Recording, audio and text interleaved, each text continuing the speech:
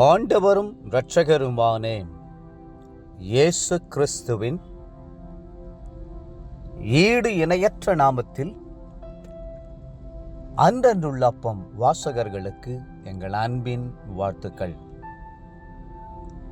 2026 ஆண்டு ஜனவரி மாதம் 24 சனிக்கிழமைக்குரிய தின தியானம்.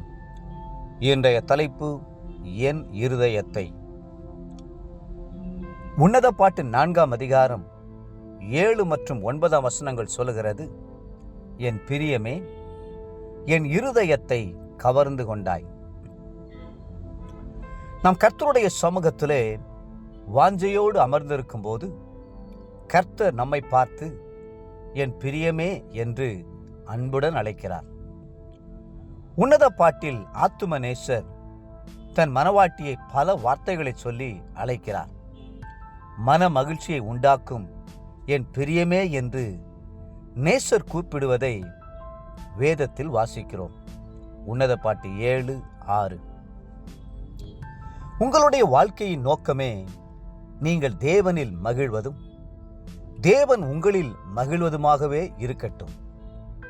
உங்கள் பார்வை, எண்ணம், செயல் ஆகிய அனைத்துமே தேவனை மகிழ பண்ணுகிறதாக இருக்கட்டும். மட்டுமல்ல, உங்களுடைய வாழ்நாளெல்லாம் கிறிஸ்துவிலே சார்ந்து அவருடைய நேசத்திலே நிரம்பி மனமகிழ்ச்சியாய் நடந்து கொள்ள முற்படுங்கள். அவருக்கு பிரியமானவைகளை செய்ய நீங்கள் முற்படும் போது கர்த்தர் தலைமுறை தலைமுறையாக உங்களை ஆசீர்வதிப்பார். சங்கீதக்காரர் சொல்லுகிறார், கர்த்தரிடத்தில் மனமகிழ்ச்சியாயிரு, அவர் உன் இருதயத்தின் வேண்டுதல்களை உனக்கு அருள் செய்வார். 37 சங்கீதம் 4 வசனம். தேவனிடத்தில் மனமகிழ்ச்சியாயிருந்த சங்கீதக்காரர், உமது பிரமாணங்களில் மனமகிழ்ச்சியாய் இருக்கிறேன் என்றும் 119 சங்கீதம் 16 வசனம். உம்முடைய வேதம் என் மனமகிழ்ச்சி என்றும் 119 சங்கீதம் 77 வசனம். உம்முடைய கற்பனைகளை என் மனமகிழ்ச்சி என்றும் 119 சங்கீதம் 143 வசனம் சொல்லுகிறார். மனமகிழ்ச்சி நல்ல ஔஷதம் என்றும் நீதிமொழிகள் 17:22. மனமகிழ்ச்சி முகமகிழ்ச்சியை தரும் என்றும் சாலமோன் சொல்லுவதை வேதத்தில் பார்க்கிறோம்.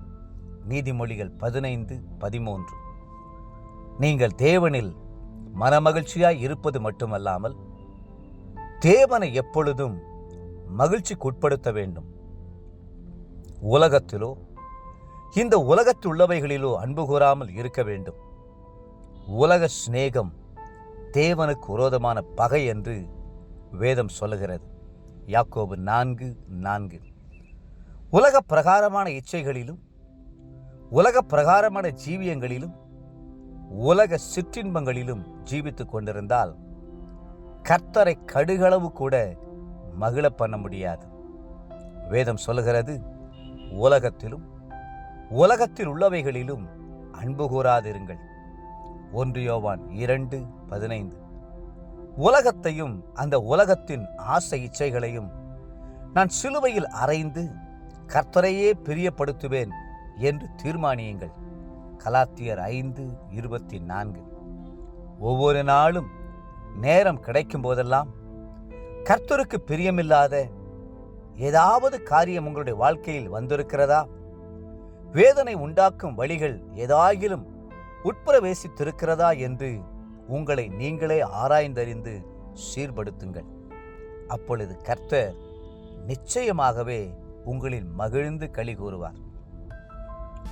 ஆத்தும நேசரில் உங்களுடைய உள்ளம் மனமகிழ்ச்சியாய் இருப்பதோடு அல்லாமல் அவருடைய நேசத்தை நினைத்து அது பொங்கிக் கொண்டே இருக்கட்டும். என் உள்ளம் அவர் நிமித்தம் பொங்கினது என்பதே மனவாட்டியின் சாட்சியாய் இருக்கிறது. உன்னத பாட்டு 5:4. தேவப்பிள்ளைகளே, கல்வாரியின் காருண்யங்களை நினைக்கும் போதெல்லாம் உங்கள் உள்ளம் பொங்கிக் கொண்டே இருக்கட்டும். என் இருதயம் நல்ல விசேஷத்தினால் பொங்குகிறது. 45 சங்கீதம் முதல் வசனம். இன்றைய நினைவிற்கு 16ஆம் சங்கீதம் 11ஆம் வசனம்.